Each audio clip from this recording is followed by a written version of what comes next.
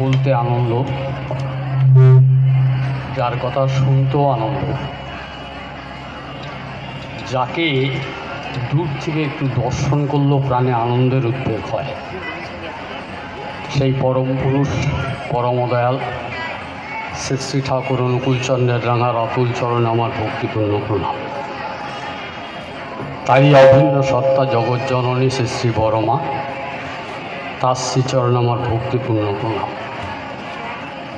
পরমদয়াল শ্রী শ্রী ঠাকুরের একান্ত আদরের বড় খোকা, সারা বিশ্বের কাছে যিনি শ্রী শ্রী বড়দা বলে পূজিত হয়েছেন, অনেকে তাকে পিতৃদেব বলেও সম্বোধন করে থাকেন, সেই পরম পূজ্যপদ শ্রী শ্রী বড়দার রাঙার অতুল চরণে রইল আমার প্রণাম।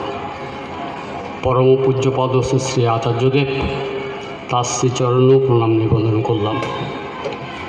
মঞ্চে উপবিষ্ট শ্রদ্ধাভাজন সভাপতি পরমদয়াল শ্রী শ্রী ঠাকুর অনুকূলচন্দ্রের পূত পবিত্র পাঞ্জাধারী কর্মীবৃন্দ, সুধী সজ্জন ভক্ত জনমণ্ডলী এবং কল্যাণী আসু আমার মাতৃমণ্ডলী, আজকে 23শে জানুয়ারি ভারতবর্ষের বীর সন্তান, ভারত মাতার গৌরব নেতাজি সুভাষচন্দ্র বসুর শুভ জন্মদিন। এই সুভাষচন্দ্র বসুর যিনি মা ছিলেন প্রভাবতী দেবী, সুভাষ বসুর বাবা জানকীনাথ বোস, সুভাষ বসুর মামা JN দত্ত এবং তার মামি, এরা প্রত্যেকে শ্রী শ্রী ঠাকুর অনুকূলচন্দ্রের মন্ত্রশিষ্য ছিলেন, দীক্ষিত ছিলেন। কংগ্রেসের সম্মেলন হচ্ছে পাবনাতে। সুভাষচন্দ্র বসু তখন পশ্চিমবঙ্গ প্রদেশ কংগ্রেসের সভাপতি। সেই সম্মেলনে যোগদান করতে তিনি পাবনায় চলেছেন। মা বললেন সুবি, সুভাষ বোসকে আদর করে সুবি বলে ডাকতেন। বলছে তুই যখন পাবনায় যাচ্ছিস, তোর সমস্ত কাজকর্ম সেরে তুই একবার ঠাকুরের আশ্রমে যাবি, ঠাকুরকে দর্শন করে আসবি, প্রণাম করে আসবি। সুভাষ বোস পাবনাতে গেছেন, কংগ্রেসের সভা শেষ করেছেন। শেষ করার পর তিনি সেখানকার স্থানীয় নেতৃবৃন্দকে বলছেন যে আমি পাবনায় যাব, হিমায়তপুরে, আপনারা আমাকে যাওয়ার ব্যবস্থা করে দিন। সেখানকার নেতৃবৃন্দ বলছেন আপনি কেন যাবেন হিমায়তপুরে সৎসঙ্গ আশ্রমে? আপনি জানেন না ওখানে কোনো সুস্থ মানুষ, সভ্য মানুষ, ভালো মানুষ যায় না। ঠাকুরের যত রকম অপপ্রচার করার কথা, সৎসঙ্গ সম্বন্ধে যত রকম দুর্নাম করার, তারা সেটা করতে শুরু করলেন। একটিখানি শুনে সুভাষ বোস তাদের থামিয়ে বলছেন শুনুন, আমার মা, আমার বাবা আমার জীবনের একমাত্র গুরু, আর আমার সেই গুরুর গুরু হচ্ছেন শ্রী শ্রী ঠাকুর অনুকূলচন্দ্র। আমার গুরু বলেছেন তার গুরুকে গিয়ে প্রণাম নিবেদন করতে, অতএব আপনারা ব্যবস্থা করুন। যথারীতি সুভাষ বোস ঠাকুরের কাছে গেলেন। একবার নয়, বেশ কয়েকবার ঠাকুরের কাছে গেছিলেন এবং বেশ কিছু কথাবার্তা ঠাকুরের সঙ্গে তার হয়েছিল।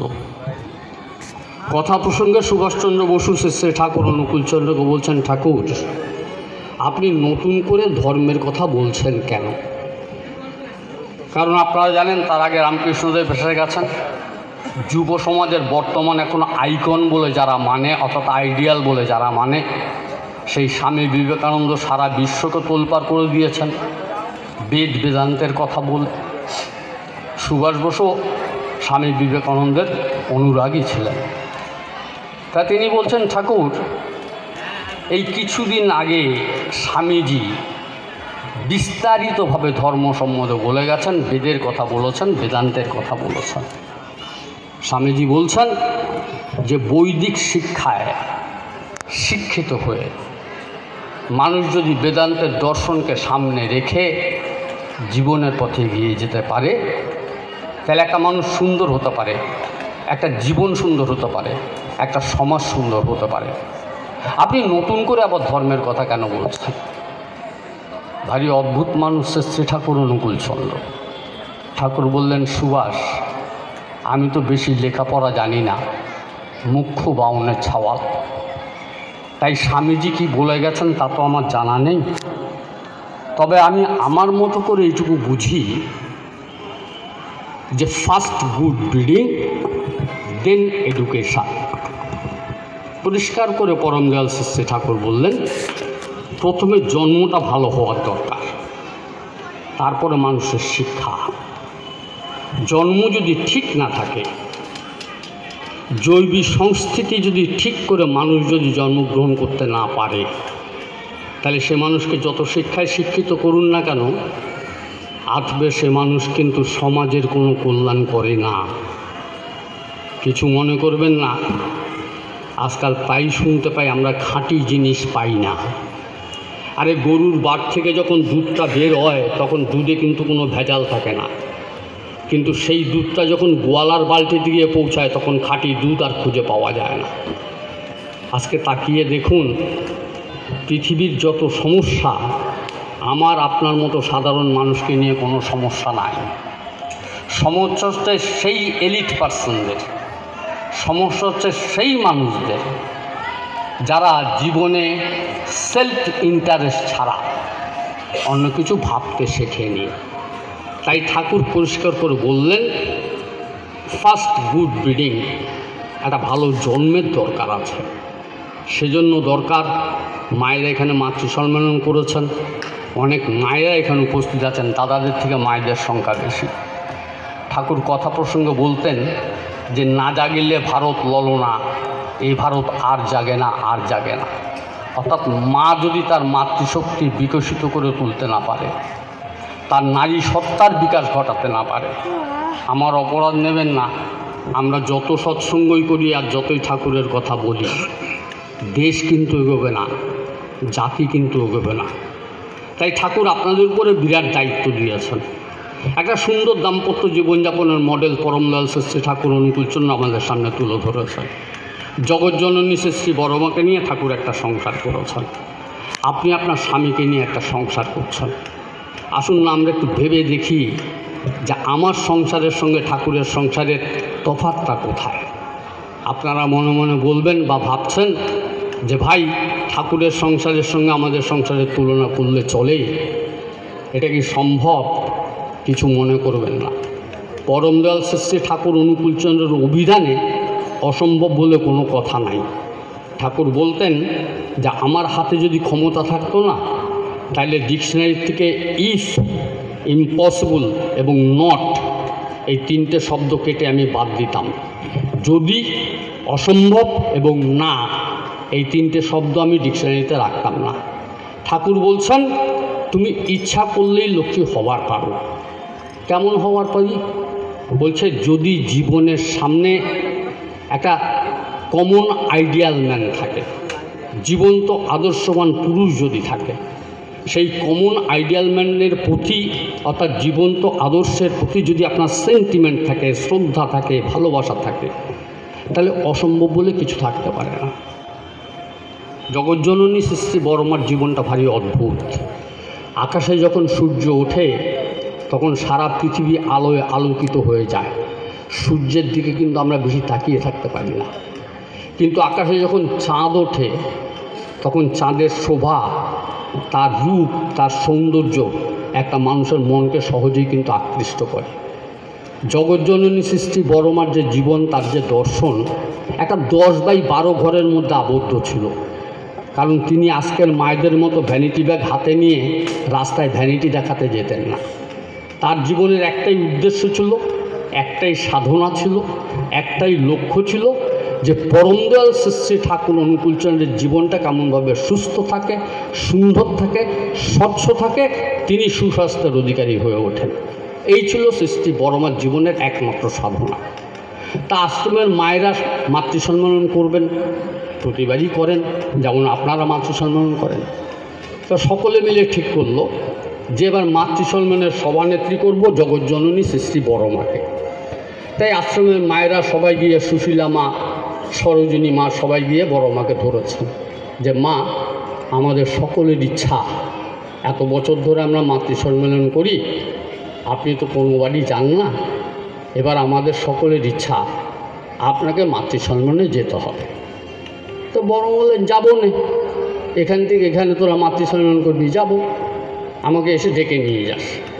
যথারীতি নির্দিষ্ট সময়ে নির্দিষ্ট দিনে শ্রী বড়মাকে মাতৃসম্মানে নিয়ে গেছেন এবং সভানেত্রীর আসন দিয়ে বড়মাকে অলঙ্কৃত করেছেন। বড়মা বসে আছেন, গান কীর্তন ঠাকুরের কথা যেমন বলার দরকার সব মায়েরা বলছেন, বড়মা শুনছেন। আমি যে সময়কার কথা বলছি, সে সময় যার হাতে একটা রিস্ট ওয়াচ থাকতো, একটা ঘড়ি থাকতো, হাত ঘড়ি থাকতো, মানুষ তার হাতের দিকে অবাক বিস্ময়ে তাকিয়ে থাকতো যে লোকটা কত বড় লোক, একটা হাত ঘড়ি রেখেছে। বুঝতে পারছেন? তখনকার সময়, অর্থাৎ 46-এ ঠাকুর আসার পরে 51, 52, 53 সালের কথা, 1953 সালের কথা বলছি আমি। বড়মার হাতে কিন্তু কোনো ঘড়ি টড়ি নেই, যথারীতি অনুষ্ঠান চলছে। হঠাৎ শ্রী বড়মা কাউকে কিছু না বলে আসন থেকে উঠে রওনা দিয়েছেন ঠাকুর বাড়ির দিকে। বলছে, মা আপনি যাচ্ছেন কোথায়? আপনি তো সভানেত্রী, আপনি গেলে চলে। শ্রী বড়মা বলছেন, ওই শোন, যার কথা তোরা এখানে আলোচনা করছিস তার ভোগের সময় হয়ে গেছে, আমি গিয়ে তাকে ভোগ দেব, তারপর তিনি সেটা গ্রহণ করবেন। কি অদ্ভুত ব্যাপার! ঠাকুর যখন এই ঘটনাটা শুনলেন, ঠাকুর শ্রী বড়মাকে কথা প্রসঙ্গে জিজ্ঞেস করলেন সবার সামনে, কারণ ঠাকুরের জীবনে কোনো প্রাইভেট লাইফ ছিল না, একটা লাইফ ছিল, সেটা হচ্ছে পার্লার লাইফ। সকলের সামনেই ছিল ঠাকুর অনুকূলচন্দ্রের উন্মুক্ত জীবন। তো সেই পার্লারে বসে ঠাকুর বড়মাকে জিজ্ঞেস করলেন, বড়বু তুমি টের পালা কেমন করে যে আমার খাবার সময় হয়ে গেছে?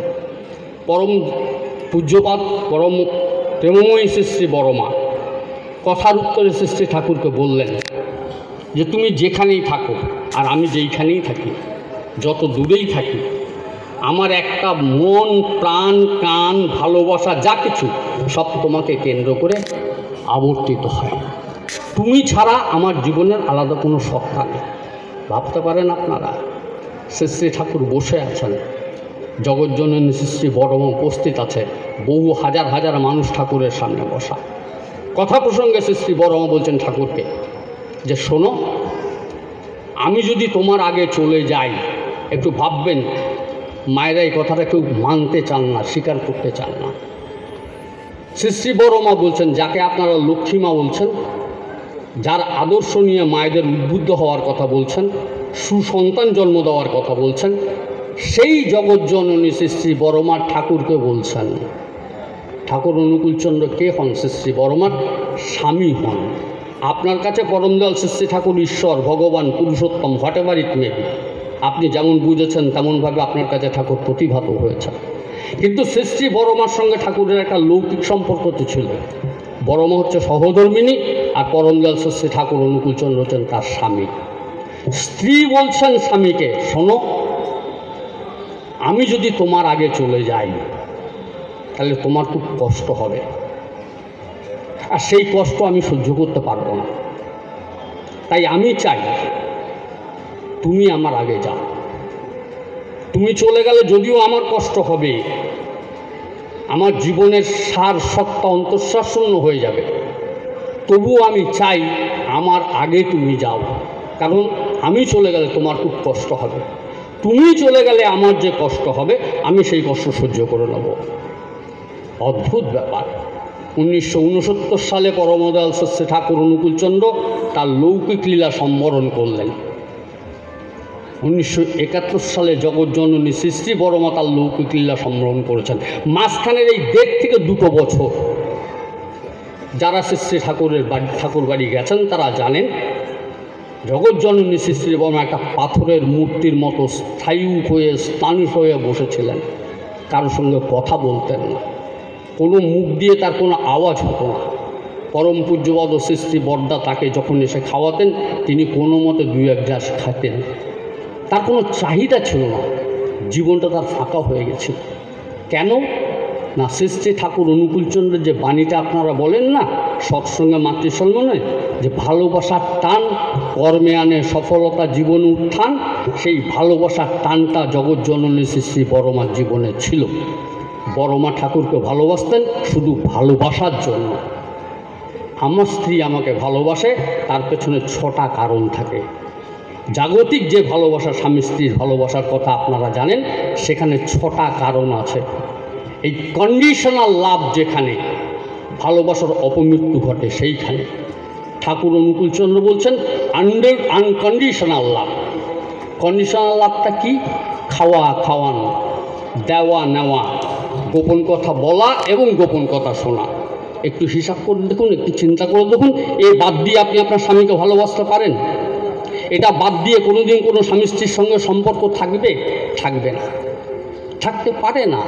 কারণ আমাদের ভালোবাসাটা ওই কন্ডিশনাল লাভ, শর্ত সাপেক্ষে আটকে রয়েছে। কিন্তু সৃষ্টি বড়মা ঠাকুরকে ভালোবাসতেন শুধুমাত্র ভালোবাসার জন্য। আর এই ভালোবাসার উপর দাঁড়িয়ে জগৎজননী সৃষ্টি বড়মা সমস্ত জাতির কাছে একটা এক্সাম্পল সৃষ্টি করে গেছেন। যার জীবন দর্শনের কথা শোনার জন্য আপনারা এত কষ্ট করে এখানে বসে আছেন, সেই পরমদয়াল সৃষ্টি ঠাকুর অনুকূলচন্দ্র একটা অদ্ভুত ব্যক্তিত্ব। তার কথা বিশ্লেষণ করে বোঝানো যাবে না। ঠাকুরের চুল দাড়ি কামাতেন, চুল কাটতেন, দাড়ি কামাতেন, বিশ্বম্বরশীল, লেখাপড়া জানতো না। প্রতিদিন সকালবেলা 9টা সাড়ে 9টার সময়, আগে যেখানে আনন্দবাজার ছিল, এখন যেখানে মন্ময়ী ধাম গেস্ট হাউস হয়েছে থাকার জন্য, সেখানে আগে আনন্দবাজার ছিল। সেই গেটের কাছে, গেট দিয়ে ঢুকতে গেলে ডান হাতে বিশ্বম্বরদার একটা সেলুন ছিল, তিনি ঠাকুরের চুলদারি কাটতেন। 9টার থেকে সাড়ে 9টার মধ্যে ওই বিশ্বম্বরদার দোকানের সামনে একটা ছোটোখাটো জটলা হতো, একটা ছোটোখাটো ভিড় জমে যেত। কেন না, বিশ্বম্বরদার স্ত্রী আসতেন তার দোকানে, বিশ্বম্বরদাকে অজস্র ভাষায়, কুৎসিত ভাষায় আক্রমণ করতেন। বিশ্বম্বরশীল কুৎসিত ভাষায় স্ত্রীকে গালাগালি করতেন। এই স্বামী স্ত্রীর ঝগড়া এবং তার রস আস্বাদন করার জন্য বহু গুরু ভাই ওখানে ভিড় করে থাকতেন। চমৎকার লাগলো, কারণ অপরের ঝগড়া, অপরের কলহ শুনতে আমাদের ভালোই লাগে। সেই বিশ্বম্বরদা প্রচণ্ড গরম করেছে ঠাকুর দেওঘরে, বৃষ্টির নামগন্ধ নেই। স্থানীয় দাদারা, যারা ঠাকুরের সেবক, তারা এসে ঠাকুর কাছে প্রার্থনা করলেন, ঠাকুর একটু বৃষ্টি না দিলে তো এবার আমরা বাঁচব না। ছোট ছোট ছেলেগুলো রাত্রে ঘুমোতে পারছে না, গায়ে বড় বড় গরম গোটা যাকে বলে ফোড়া হয়ে গেছে, এত যন্ত্রণা, এত চিৎকার, ছেলে মেয়েগুলি ঘুমোতে পারছে না। ঠাকুর একটু বৃষ্টি না দিলে তো চলছে না। বিশ্বম্বরশীল তখন ঠাকুরের দাড়ি কামাচ্ছেন। হঠাৎ ঠাকুর হাত দিয়ে ইশারা করলেন, বললেন, ওই বিশ্বম্বর, বাইরে গিয়ে দেখতো আজকে বৃষ্টি হবে কি না। কাকে বলছেন? যে লোকটা লেখাপড়া জানে না, চুলদারি কামায়, সেই বিশ্বম্বরশীলকে বলছে, ওই বিশ্বম্বর বাইরে গিয়ে দেখতো আজকে বৃষ্টি হবে কি না। বিশ্বম্বরশীল ওই খুর হাতে নিয়ে বাইরে এসে একটু আকাশের দিকে তাকিয়ে বলছেন, ঠাকুর এখন তো বৃষ্টি হওয়ার কোনো সম্ভাবনা দেখছি না, তবে রাতের দিকে হলেও হতে পারে। যে দাদারা ঠাকুরের কাছে গেছিলেন যে ঠাকুর একটু বৃষ্টি না হলে আমরা বাঁচব না, সেই দাদারা একটু হতাশ হয়ে গেলেন যে বিশ্বম্বরশীল সে কি বোঝে জ্যোতির্বিজ্ঞান, আকাশ বিজ্ঞানের কথা, বৃষ্টি হবে কি না হবে সে কী করে বুঝবে। যথারীতি সেই দিন বিকেলবেলা সন্ধ্যের পরে আকাশ ভেঙে বৃষ্টি হলো। পরের দিন সকালবেলা সমস্ত আশ্রমিকদের মুখে মুখে একটা কথা ছড়িয়ে পড়ল যে বিশ্বম্বরশীল জ্যোতির্বিজ্ঞানী, বিশ্বম্বরশীল বৈজ্ঞানিক। কারণ বিশ্বম্বরশীল বলেছে যে আজকে বিকেলবেলা সন্ধ্যার পরে বৃষ্টি হবে। দেখ, বিশ্বম্বরকে কিন্তু তোরা উপহাস করিস না, ও কিন্তু বৈজ্ঞানিক, জ্যোতির্বিজ্ঞানী, ও যা কয় তা হয়। পরের দিন সকালবেলা 9টা সাড়ে 9টার সময় আবার সবাই ভিড় করেছে, কৌতূহলী মানুষ, যে স্বামী স্ত্রীর ঝগড়ার রস আস্বাদন করবে। যথারীতি বিশ্বম্বরশীলের স্ত্রী এসে গেছে, অকাত্য ভাষায় বিশ্বম্বরদাকে গালাগালি করছে। মিনসে খাইতে পারো না, খাবার দিতে পারো না, বিয়ে করেছিলে কেন, খাবার দিতে পারো না, ছেলে জন্ম দিয়েছ কেন, ইত্যাদি ইত্যাদি ইত্যাদি দিয়ে কথা। বিশ্বম্বরশীল চুপচাপ নির্বিবাদে নীরবে সমস্ত কথা হজম করে চলেছেন। একটি কথার উত্তর দিলেন না, একটি কথার প্রতিবাদ করলেন না। তা স্ত্রী নিজের মনে খানিকক্ষণ বকবক করে চলে গেছেন তার বাড়ির দিকে।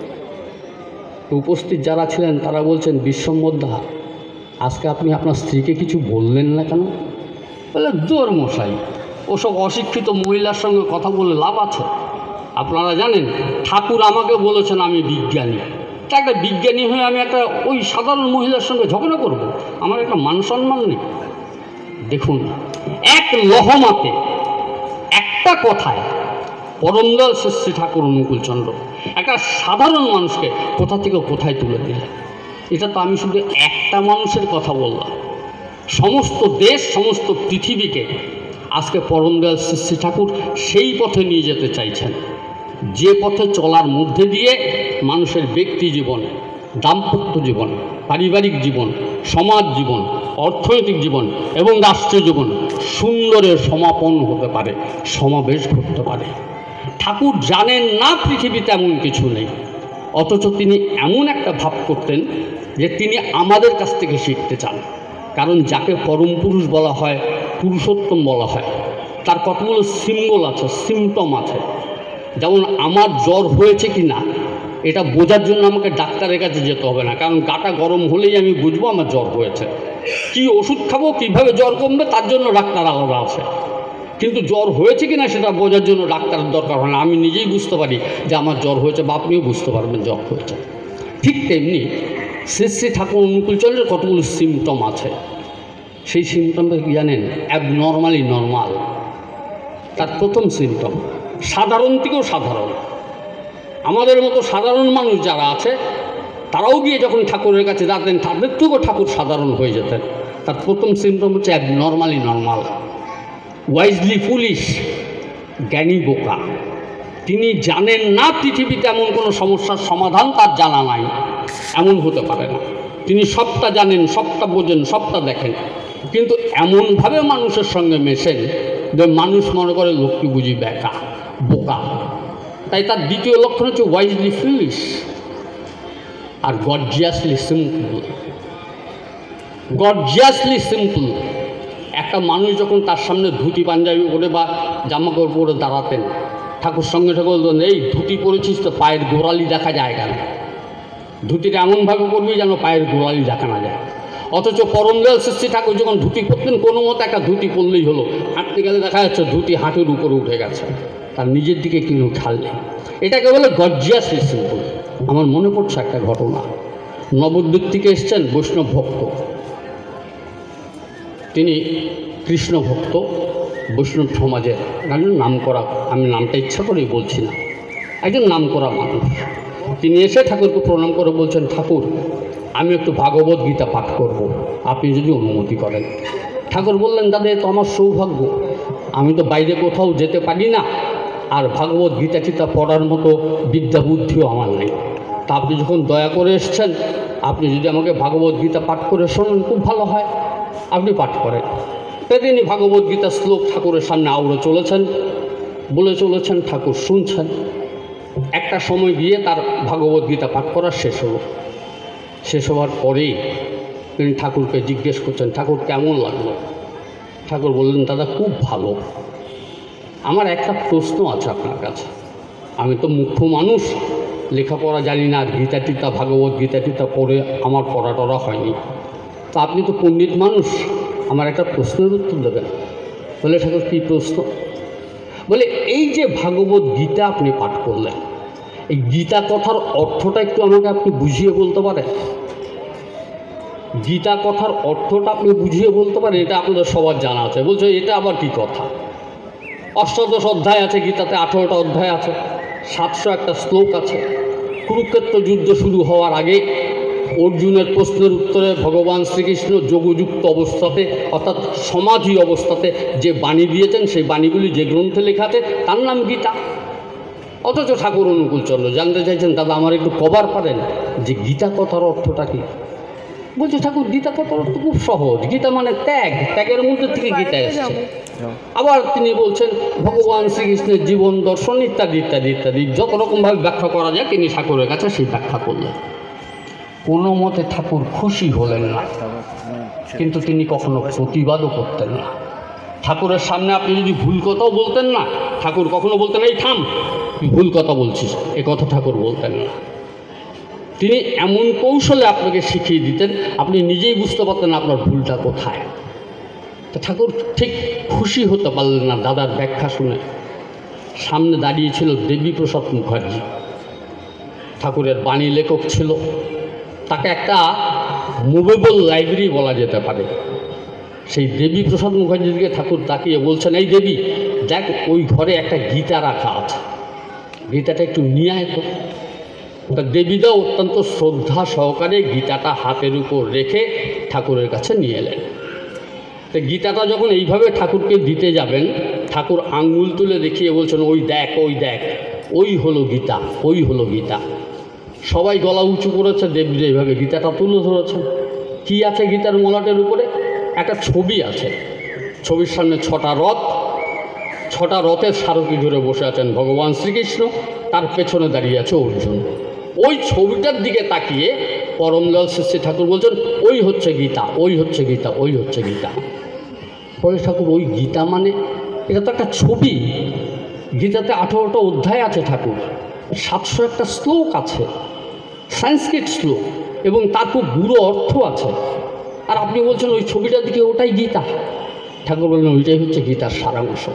এই যত কথা তোমরা করছো, এই সব কিছু ওই ছবিটার মধ্যে আছে, ওই হচ্ছে গীতা। বলে ঠাকুর, তার মানে?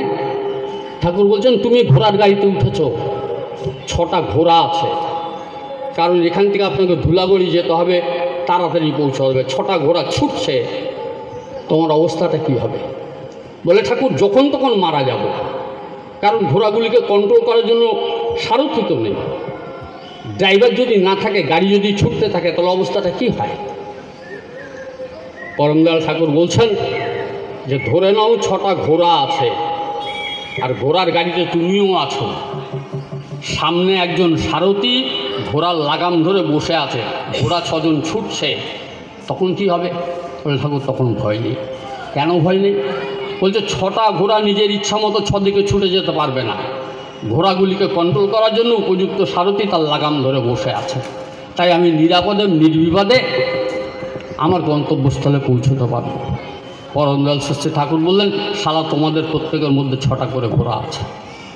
আছে নাকি দাদা? আমার মধ্যে ঘোড়া দেখতে পাচ্ছেন? আছে নাকি? পৃথিবীতে এমন কোনো মানুষ আছেন নাকি যার মধ্যে 6টা ঘোড়া আছে? অথচ ঠাকুর অনুকূলচন্দ্র বলছেন, তোমাদের প্রত্যেকের মধ্যে 6টা করে ঘোড়া আছে। 6টা ঘোড়ার নাম কি জানেন? কাম, ক্রোধ, লোভ, মদ, মোহ, মাৎসর্য। এই 6টা ঘোড়া আমাদের 6 দিকে ছুটিয়ে নিয়ে বেড়াচ্ছে দাদা। কখনো আমি কামের দাস, কখনো আমি লোভের দাস, কখনো আমি ক্রোধের বশীভূত, কখনো মদ, মোহ, মাৎসর্য আমার মাথাটাকে খেয়ে ফেলে। এই 6টা ঘোড়াকে নিয়ন্ত্রিত করার জন্য, নিয়ন্ত্রণ করার জন্য যদি উপযুক্ত কোনো সারথি আমার জীবনের সামনে না থাকে, ভাবুন তো একবার জীবনের অবস্থাটা কি হবে। একটু তাকিয়ে দেখুন না বর্তমান সমাজের দিকে। আপনার গর্ভজাত সন্তান, আপনার পৌরসজাত সন্তান আজকে আপনার পিতৃত্বকে, আপনার মাতৃত্বকে অস্বীকার করছে। বৃদ্ধ বয়সে মা বাবার স্থান, বেটার প্লেস, সবথেকে উপযুক্ত স্থান হচ্ছে বৃদ্ধাশ্রম। আমি সবিনয়ে শ্রদ্ধেয় দাদা এবং মায়েদের কাছে জিজ্ঞেস করতে চাই, ভারতবর্ষের দর্শনে, ভারতীয় সংস্কৃতিতে, ভারতবর্ষের সভ্যতাতে, ভারতীয় কৃষ্টিতে বৃদ্ধাশ্রম বলে কিছু ছিল নাকি? কিচ্ছু ছিল না। অথচ আজকে বৃদ্ধ মা বাবার স্থান হয় বৃদ্ধাশ্রমে। উপযুক্ত সন্তান মা বাবার ভরণ পোষণ বহন করতে সক্ষম নন, তারা রাজি নন। কেন? এই কেনর উত্তরটা লক্ষ্যে আমাদের জানা নাই। ঠাকুর সেই জায়গাটা হাত দিলেন। ঠাকুর বলছেন, যে ভাব ও কর্ম মানুষকে কারণমুখী করে দেয়, তাই আধ্যাত্মিকতা। বলছে যে ভাব এবং কর্ম মানুষকে কারণমুক্ত করে দেয়, সেটা হচ্ছে আধ্যাত্মিকতা। আপনার ভাব আছে, আপনি ভাবছেন আপনি ভালো হবেন, ভালো হওয়ার জন্য কর্ম করার চেষ্টা করছেন, কিন্তু মূল কারণটাকে আপনি অস্বীকার করছেন। সেই কারণ ও স্বরূপ যিনি, তাকে যদি আমি আমার জীবনের কেন্দ্রে না রাখি, আমার জীবনটা কিন্তু কখনো সুন্দর হবে না। পরমদয়াল শ্রী ঠাকুর পুঙ্খানুপুঙ্খভাবে সমস্ত কিছু বিশ্লেষণ করেছেন। ঠাকুর যখন কলকাতায় ছিলেন, মেডিকেল পড়তেন, আপনারা জানেন ভবানীপুরে তিনি, বউবাজারে মেডিকেল কলেজে তিনি পড়তেন, ডাক্তারি করতেন। তো সেই সময় ঠাকুরের কোনো কাজ ছিল না। ঠাকুর গল্প করছেন, নিজের আত্মজীবনী বলছেন আর কি। সুশীলচন্দ্র বসু ঠিক সেই সময় জনৈক নববিবাহিত দম্পতি, অর্থাৎ জনৈক স্বামী স্ত্রী, সেই দুজন স্বামী স্ত্রীকে নিয়ে ঠাকুরের কাছে এসেছেন। এসে ঠাকুরের সঙ্গে পরিচয় করাচ্ছেন। ঠাকুর সেই যে কলকাতার থেকে দাদা আসতেন, আমি ইচ্ছা করেই নামটা বলছি না, কারণ তিনি খুব শ্রদ্ধেয় ব্যক্তি, আপনারা সবাই তাকে এক ডাকে চেনেন, সমাজের গণ্যমান্য মানুষ, খুব এলিট পার্সন। এমন কোনো কথা ভালো না যে যাতে মানুষের শ্রদ্ধা, ভক্তি, ভালোবাসা নষ্ট হয়ে যায়। তাই আমি নামটা গোপন রেখে তাদের জীবনের ঘটনাটা শুধু বলছি। ঠাকুর ওই যে কলকাতার থেকে সেই দাদা আসতেন, ইনি হচ্ছেন সেই দাদার বড় ছেলে, নতুন বিয়ে হয়েছে, নববিবাহিত দম্পতি, আপনাকে প্রণাম করতে এসছে, আপনার আশীর্বাদ চায়। ঠাকুর কানে হাত দিয়ে একটু বললেন, সুশীলদা, আমি আপনার কথা ঠিক বুঝলাম না। সুশীলদা আবারও বললেন, যেটা নতুন বিয়ে করেছে, স্বামী স্ত্রী, আপনার আশীর্বাদ চায়, আপনি একটু আশীর্বাদ করবেন। ঠাকুর বললেন, সুশীলদা, আপনার কথা ঠিক বুঝতে পারছি না। ওই যে কলকাতার থেকে দাদা আসতেন, অমুক দাদা, সেই দাদার বড় ছেলে নতুন বিয়ে করেছে, এরা ওয়াইফ অ্যান্ড হাজব্যান্ড, আপনার আশীর্বাদ চায়। ঠাকুর বললেন, এতক্ষণে শালা আপনার কথা বুঝলাম। তার মানে ওরা তো প্রণাম করে চলে গেল। ঠাকুরকে সুশীলদা প্রশ্ন করছেন যে, ঠাকুর, আমি পরিষ্কার বাংলায় দুবার আপনাকে বলেছিলাম যে এরা স্বামী স্ত্রী, নববিবাহিত দম্পতি, আপনার আশীর্বাদ চায়, আপনি দয়া করে একটু আশীর্বাদ করেন। আপনি দুবারই বলেছেন, আমার কথা বুঝলেন না। তৃতীয়বার আমি যখন বললাম, ঠাকুর, ওরা ওয়াইফ অ্যান্ড হাজব্যান্ড, তখন আপনি বললেন, সুশীলদা, আপনার কথা আমি বুঝলাম। তা ঠাকুর, ওয়াইফ মানে স্ত্রী, হাজব্যান্ড মানে স্বামী, সারা পৃথিবীর মানুষ তো তাই জানে, তা আপনিও তো তাই জানেন ঠাকুর। তাহলে বাংলায় যখন স্বামী স্ত্রী বললাম তখন বুঝলেন না, ইংরেজিতে যখন ওয়াইফ অ্যান্ড হাজব্যান্ড বললাম তখন বুঝলেন। ঠাকুর, কথাটার অর্থটাকে কারণ ঠাকুর বললেন, শোনেন সুশীলদা, পরমপিতার অসীম করুণা যে আপনাদের মতো বেশি লেখাপড়াটাও আমি শিখিনি, কারণ যদি শিখতাম তাহলে এই উল্টো বুদ্ধি, উল্টো চিন্তাধারা আমার মাথা তো আসতো।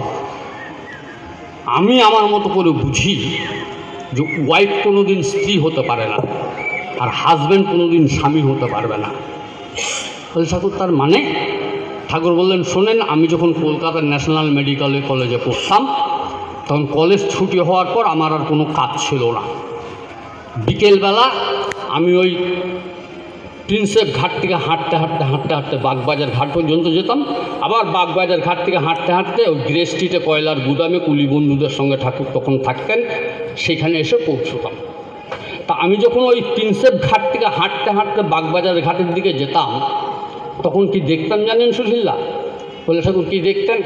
বলে, দেখতাম একটা গাছের আড়ালে, ঝোপের ধারে, গাছের ছায়ায় বসে একটা ছেলে আর একটা মেয়ে গল্প করছে। এ ওরে চীনাবাদাম খাওয়ায়, ও ওরে লবণ চুস খাওয়ায়, অর্থাৎ ওদের লাভ ম্যারেজ, দুদিন পরে ওটা লস ম্যারেজ হয়ে যায়। মানামানির কোনো ব্যাপার নাই, জানাজানির কোনো প্রয়োজন নাই, ওটা ওকে আমার ওয়াইফ অ্যান্ড হাজব্যান্ড কবার ইচ্ছা করে, ওই বিবাহ দম্পতিদের আমার ওয়াইফ অ্যান্ড হাজব্যান্ড কবার ইচ্ছা করে। কিন্তু যখনই কেউ এসে আমার সামনে দাঁড়ায়, আর আপনারা যখন বলেন এ স্বামী আর এ স্ত্রী, একটু আশীর্বাদ করেন, তখন আমার ওর মধ্যে খুঁজে দেখতে ইচ্ছা করে যে স্বামীর বৈশিষ্ট্যটা আছে কি না। আমার খুঁজে দেখতে ইচ্ছা করে যে স্ত্রীর বৈশিষ্ট্যটা আছে কি না। যদি না দেখি, ওয়ারে আমার স্বামী স্ত্রী কবার ইচ্ছা করে না। এই হচ্ছে পরমদয়াল শ্রী ঠাকুর অনুকূলচন্দ্রের দর্শন। আর সেই দর্শনের উপর দাঁড়িয়ে তিনি বললেন যে দীক্ষার মধ্যে দিয়ে জীবনে দক্ষতা আসে। উইদাউট টেকিং দ্য ইনিশিয়েশন, দীক্ষা গ্রহণ করা ছাড়া মানুষের জীবনে কখনো দক্ষতা আসতে পারে না। আর এই ইনিশিয়েশন কথাটার রুট কি জানেন? আপনি যদি একটা শিক্ষিত মানুষকে এখন বলেন, দাদা দীক্ষা নেন, বলে, দৌড় মশাই, দেশ এগিয়ে চলেছে, মানুষ এগিয়ে চলেছে, জীবন্ত মানুষ চাঁদে চলে গেছে, এটা আমাদের কাছে এখন ইতিহাস, গল্প হয়ে গেছে। মঙ্গল গ্রহে মানুষ যাওয়ার জন্য প্রস্তুতি নিচ্ছে, আর আপনারা বলছেন দীক্ষা নেন। দীক্ষা নিয়ে কী হবে? কিন্তু কাউকে যদি আপনি ইংরেজিতে বলতে পারেন, দাদা ইউ মাস্ট টেক ইনিশিয়েশন, তখন সে আপনাকে প্রশ্ন করবে what is the necessity of initiation, দীক্ষা গ্রহণের দরকারটাকে ইংরেজিতে সে যদি প্রশ্ন করে। আর আপনারও যদি জানা থাকে, সেই জন্য ঠাকুর বলছেন যে যত জানে সে তত মানে। যে যতটা জানতে পারে তার স্বচ্ছন্দে থাকবার অধিকারও ততটা হতে পারে। আর যে জানে না, দুঃখ, হতাশা এগুলি তার জীবনে আসবেই আসবে। তাই আমাদের জানার দরকার আছে। তাহলে ইনিশিয়েশন কথাটার রুট কি? টু বিগিন, শুরু করা। আপনি যখনই সেই ইন্টেলেকচুয়ালকে বলবেন যে just you begin your life, আপনি আপনার জীবনটাকে শুরু করুন। কেমন করে শুরু করবেন? পরম পুরুষের অনুশাসনবাদকে মেনে শুরু করুন। এই পরম পুরুষের অনুশাসনবাদকে মেনে তার দীক্ষা নিয়ে সঠিকভাবে যজন যাজন ইষ্টবৃত্তি সস্তনী সদাচার সম্পন্ন হয়ে যদি একটা মানুষ জীবনের পথে যাত্রা শুরু করতে পারে, মা ভয় নাই। তাই আসুন, কবির কথায় বলি, আমি দেখেছি বৃহৎকে, জেনেছি মহৎকে, আর গ্রহণ করেছি সেই মহৎ মহিয়ান পুরুষকে। আপনাদের সকলের সার্বিক কল্যাণ কামনা করে আমার আলোচনা আমি এখানে শেষ করলাম। জয় গুরু।